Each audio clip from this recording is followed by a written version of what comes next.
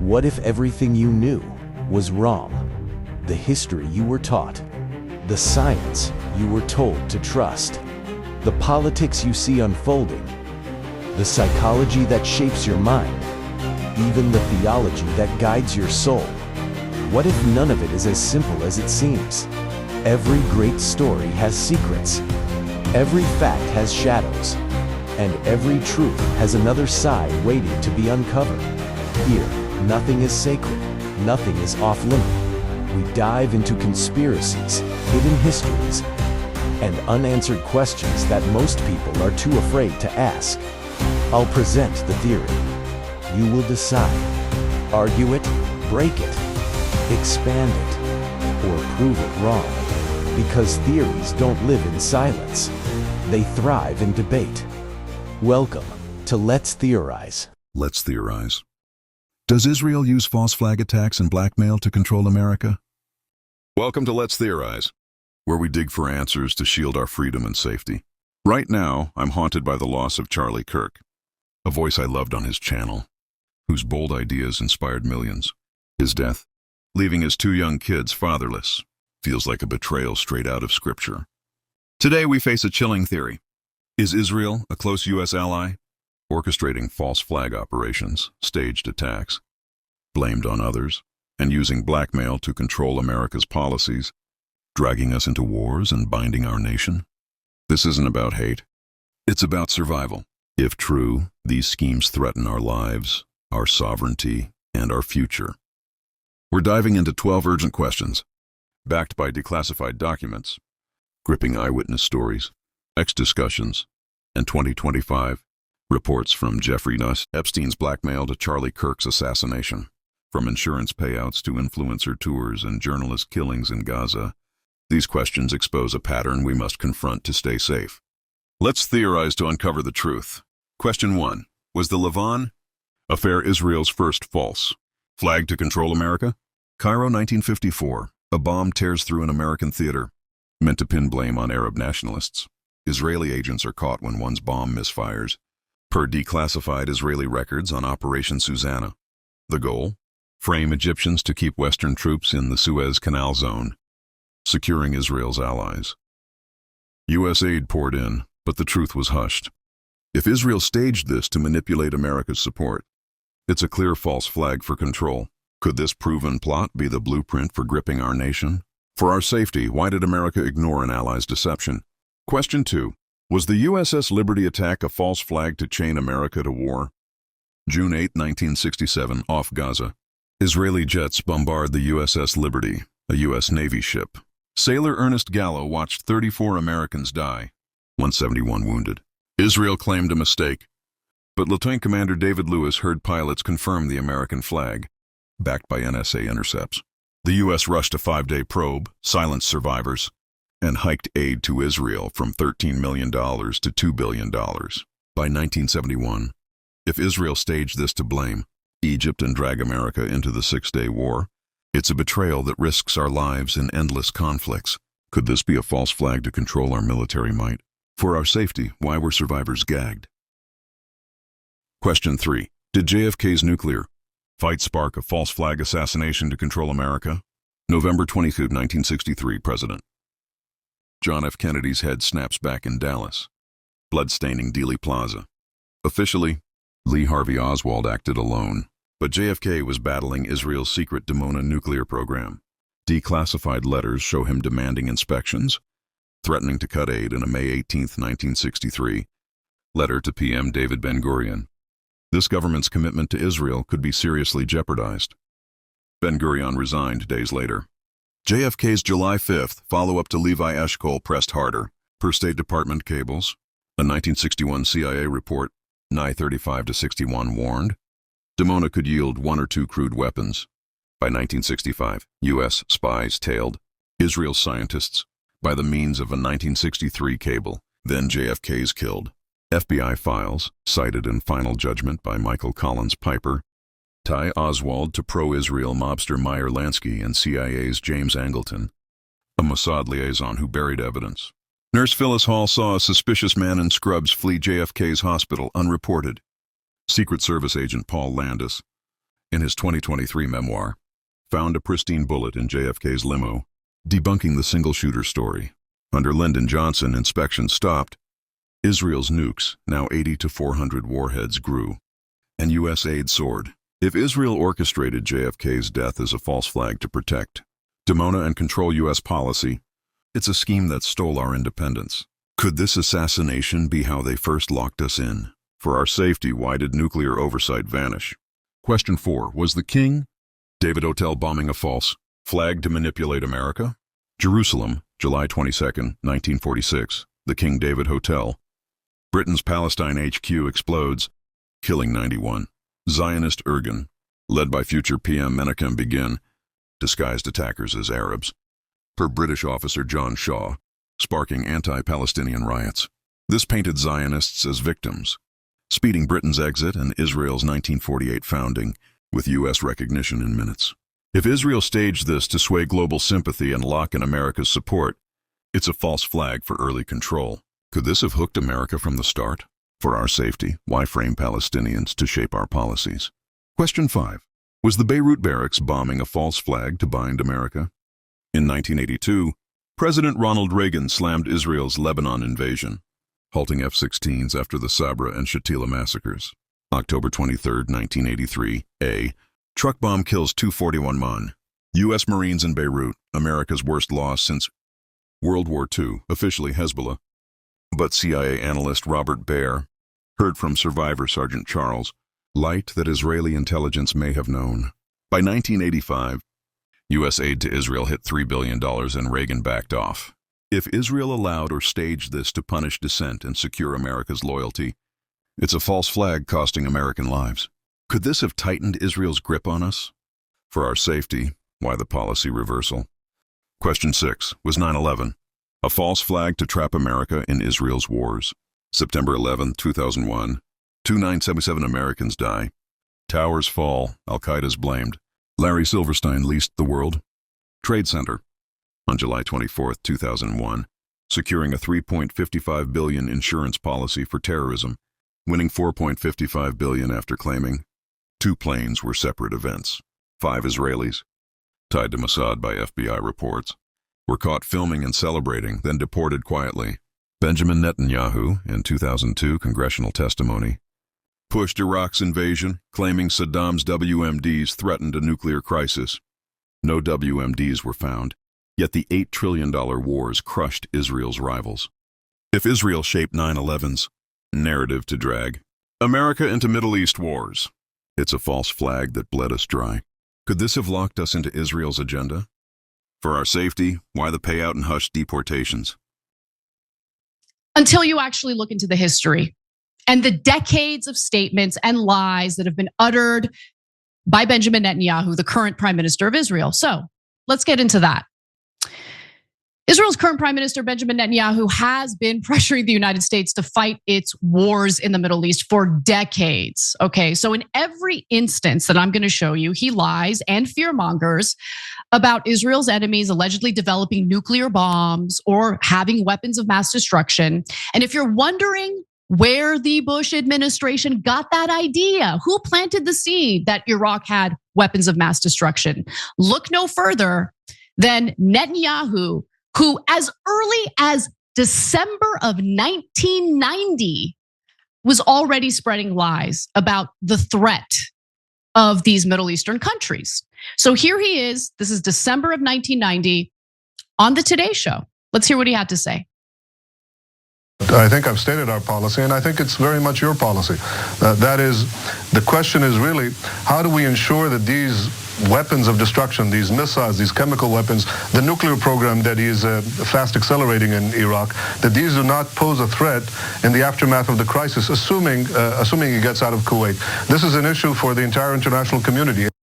Question 7. Was October 7, 2023 a false flag to justify Gaza's destruction and control America? Hamas's attack killed 1,200 Israelis, including Shani Luke, paraded dead at the Nova Festival. Haaretz confirmed Egypt's warning days prior. But soldier Maya Cohen testified border defenses were light. The Hannibal Directive suggests deliberate vulnerabilities. Gaza's destruction followed. With $14 billion in U.S. aid, silencing Biden's settlement critiques.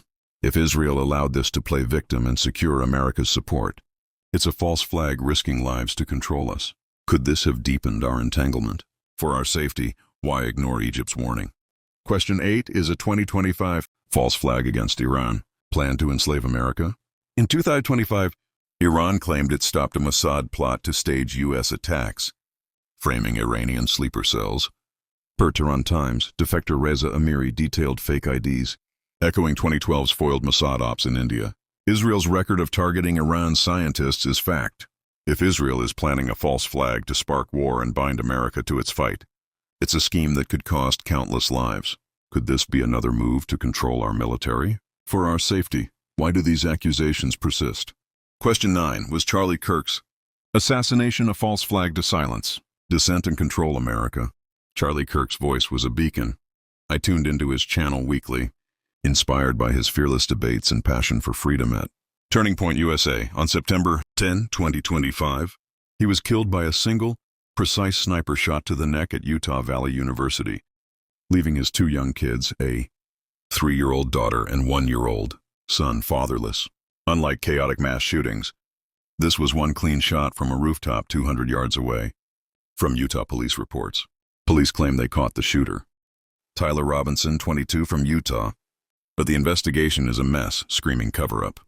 Evidence shifted overnight. Yesterday, the bullets had pro-trans carvings. Today, it's you're gay if you read this. Robinson arrived in shorts, but photos shows the man in pants climbing on and off the roof. Reports claimed he changed on the roof, which makes no sense. They said he just entered politics, lacking a strong motive. He messaged a friend about a gun drop-off, supposedly talking on Discord, where Tyler isn't even on, and the friend who showed the police isn't being investigated. The investigators overemphasize him being local, which was odd, being suspicious of it being a Mossad job. The gun was old and untraceable, but a screwdriver was left from a quick assembly and disassembly of it. Yet a fully assembled gun was found in the woods. Reports said fingerprints may be tampered, not matching, despite having them, because of news leaks. Yet didn't change shoes because he didn't know they had his shoe prints. Authorities freaked when people enhanced images, revealing mismatched lips and ears. Sky Vladas fits the description better in the photo. Why haven't they looked into him? Sky's social media is chaotic. Posts trans and leftist content. But in a video confronting Kirk, he acted non-leftist, hinting at playing a character. A deleted SoundCloud track, Charlie Kirk dead at 31. Posted by Valadez, aka Andres Valadez, weeks before, fueled speculation. Ex-posts claim Valadez's father, Lawrence Valadez, an Army vet, is Israel's arms dealer at Northrop Grumman in Ogden, a major supplier of Israel's Iron Dome and F-35 systems. The Kirk interview question seems like a Mossad-orchestrated propaganda red flag to paint pro-Palestine. Groypers as crazy. Mossad has a history of such tactics. Adding to the mystery, a private jet, tail number N888KG, took off from Provo Airport, just 12 minutes from the scene, around 1:11 p.m., an hour after the shooting, and turned off its ADS-B transponder mid-flight over Arizona, vanishing from radar, illegally before reappearing and returning to Provo. By 3:06 p.m., the owner, linked to a non-profit with ties to Jewish organizations like Chabad Lubavitch of Utah, which hosted controversial Israeli officials, denies involvement, but no law enforcement contact has been reported. If this was an escape plane for the real assassin, owned by someone with Jewish connections, it fits Mossad's playbook. If Valadez isn't Mossad, he'd be in custody. If innocent, the evidence is too perfect for a patsy. If Israel staged this false flag, it silenced a patriot threatening their hold on America. Could this assassination, with its botched investigation and suspicious flight, be how they keep us in line? For our safety, why does the evidence point to the wrong guy? But then all of a sudden, like, I host a person that I moderate the debate of, mind you, right? And I give equal time to Josh Hammer, equal time to a pro-Israel advocate, and my moral character is being put into question. And so I think it's a hyper-paranoid, like, we're just going to try to, we're going to just stamp out everything type of practice. But it goes to the point where, if, for example, if I have less ability sometimes online to criticize the Israeli government without backlash than actual Israelis do. And that's really, really weird, isn't it, Megan? That's not right. And campaign. And one thing a friend sent to me, interestingly, which is, okay, Charlie, we've pushed back against the media on COVID, on lockdowns, on Ukraine, on the border, so like maybe we should also ask a question. Is the media totally presenting the truth when it comes to Israel? Just a question, that maybe we shouldn't believe everything the media says, because I know I've been conditioned to ask a lot more critical questions.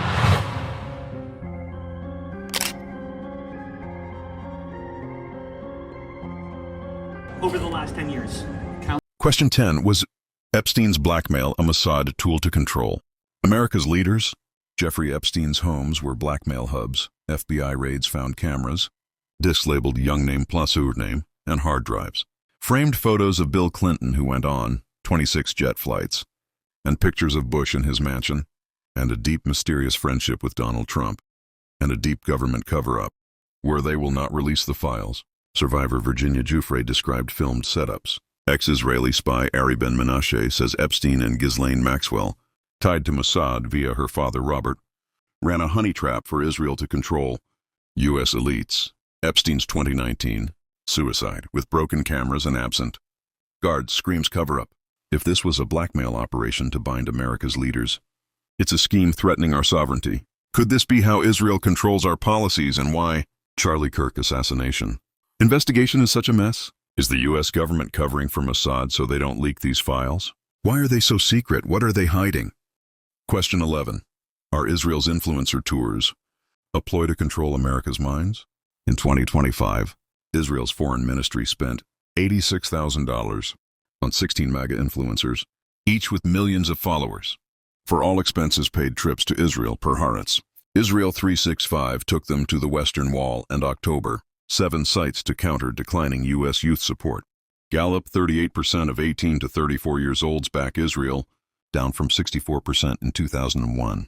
Influencer Jake Paul posted polished IDF aid videos, filmed under military control. If Israel is using these trips to paint a pro-Israel picture and manipulate American opinion, it's a soft false flag to keep us loyal. Could this be a tactic to control our minds? For our safety, why fund influencers while truth is stifled? Faces of hunger in Gaza, a crisis affecting hundreds of thousands of people in the besieged enclave, like this group of children at a soup kitchen in Khan Yunis, crushed by the crowd, pots clanging, begging for handouts.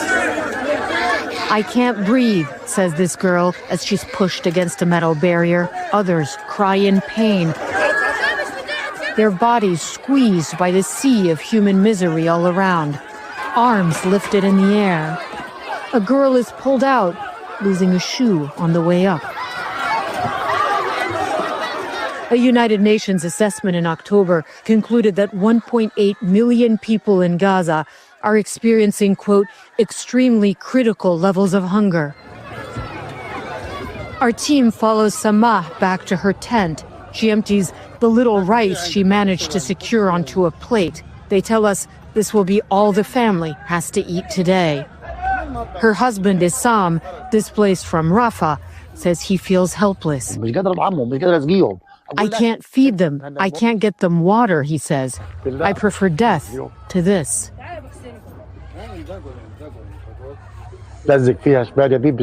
"I can't do it. I can't do it," he repeats again and again. Question 12. Does Gaza's media blackout prove Israel's narrative control over America? Since October 2023, over 270 Palestinian journalists have been killed, the deadliest conflict for media, per CPJ.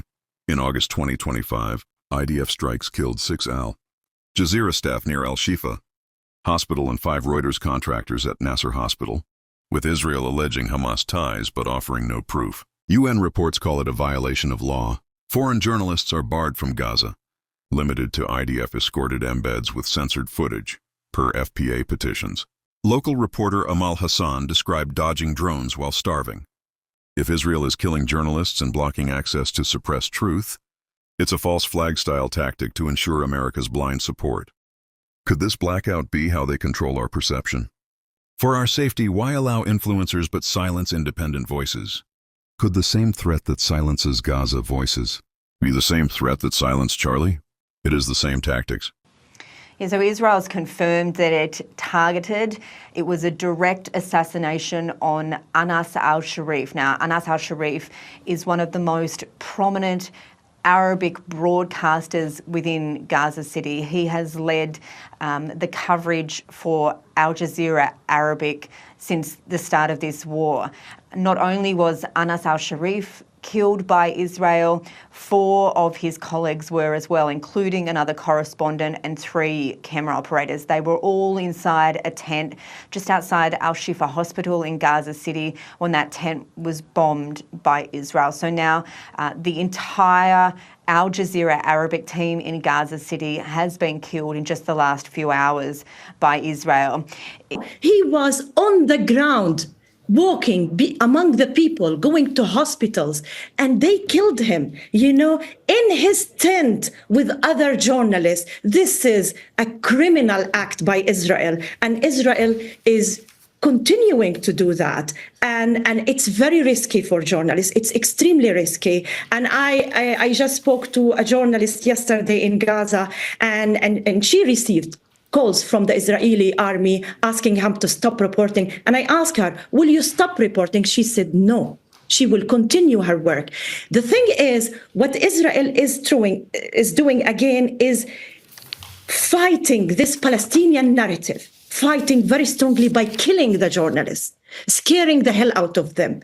But at the same time, we have journalists challenging that and proving to us that they are really the real heroes on the ground, reporting, accepting to work as journalists, choosing. These 12 questions, from the Lavon Affairs bombs to Epstein's blackmail photos, Charlie Kirk's surgical assassination, Silverstein's $455 billion 9/11 payout, Netanyahu's false WMD claims costing 4,500 American lives in Iraq, and Gaza's media blackout build a case we can't ignore. Declassified files, stories from Gallo, Jufre, Amal, and Nurse Phyllis Hall scream a pattern. Israel stages false flags and uses blackmail to control America, chaining us to wars and billions in aid. Charlie's single shot by an untraceable assassin left his kids fatherless, breaking hearts like mine who loved his fire.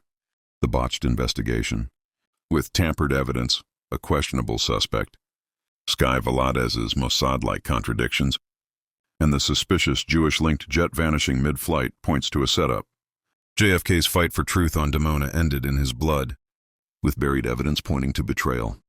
If true, these schemes threaten our lives and freedom, like Judas betraying Jesus with a kiss on the cheek, identifying him for arrest in the dark garden of Gethsemane for 30 pieces of silver, as told in the Gospels of Matthew, Mark, Luke, and John. Israel may be the ally betraying America, smiling while selling us out into endless conflict and control.